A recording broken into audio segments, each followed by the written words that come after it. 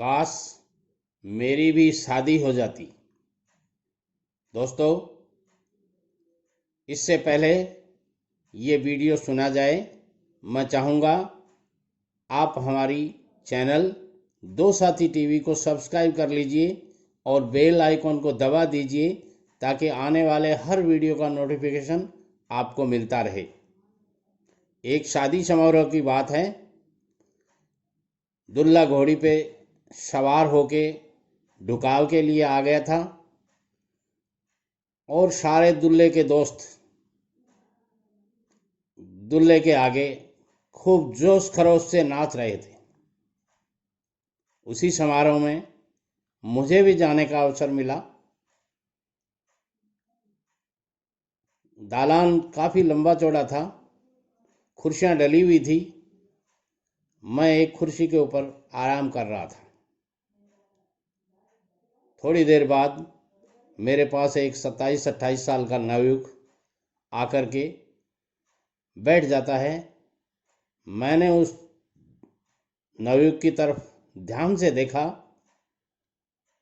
शादी समारोह में ये नवयुवक मुंह लटकाए क्यों बैठा है?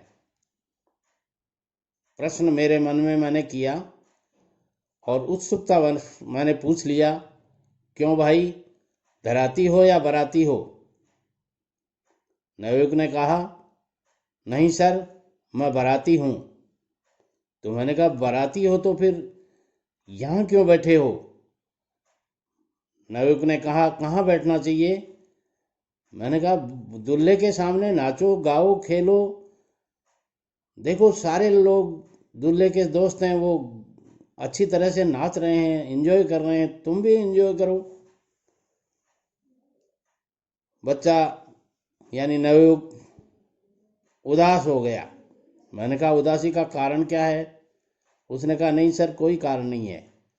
मैंने कुदेरना शुरू कर दिया और उसने बताना शुरू कर दिया, सर, मैं इस दूल्हे का ताऊ का लड़का हूँ और तो मैंने कहा, ताऊ के लड़के हो तो फिर आपको तो और ज़्यादा संजीदगी से नाचना चाहिए। उसने कहा, सर, पूरी बात बता नहीं पाऊँगा। मैंने कहा, कारण क्या है, कोई गलत बात है? बोले, गलत तो कुछ नहीं है, मगर मुझे शर्म आती है आपके सामने। मैंने कहा, शर्माने की कोई बात नहीं है, पूरी बात यदि तुम बताओगे तो हो सकता है मैं तुम्हें कोई सुझाव दे पाऊँ। इतने शादी समारोह में आपका इस तरह से मुरझाया हुआ मुंह लेकर के बैठना अच्छा नहीं लगता।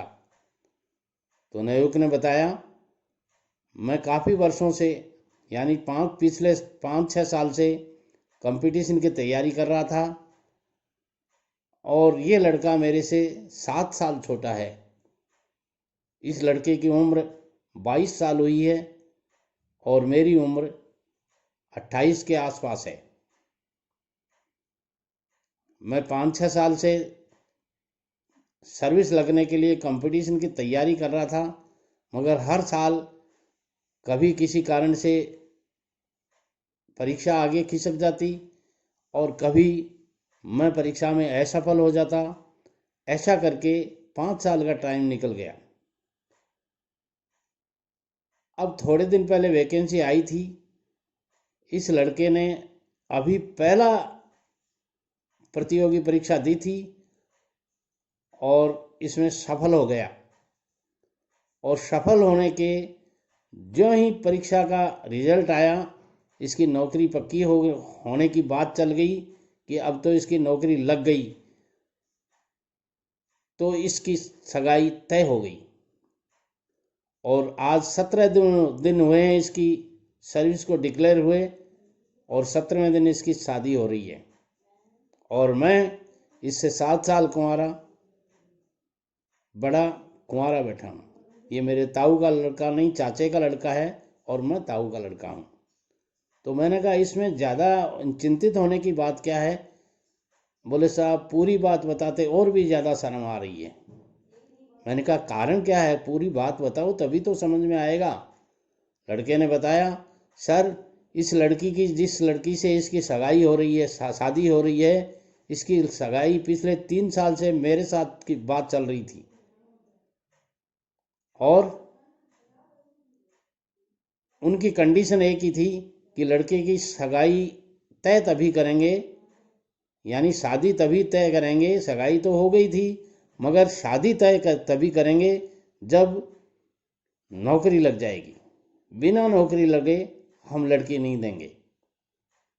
और इस बार भी मैं कंपटीशन में फेल हो गया और ये लड़का पास हो गया और मेरी सगाई तोड़ करके इस लड़के की शादी हो रही है।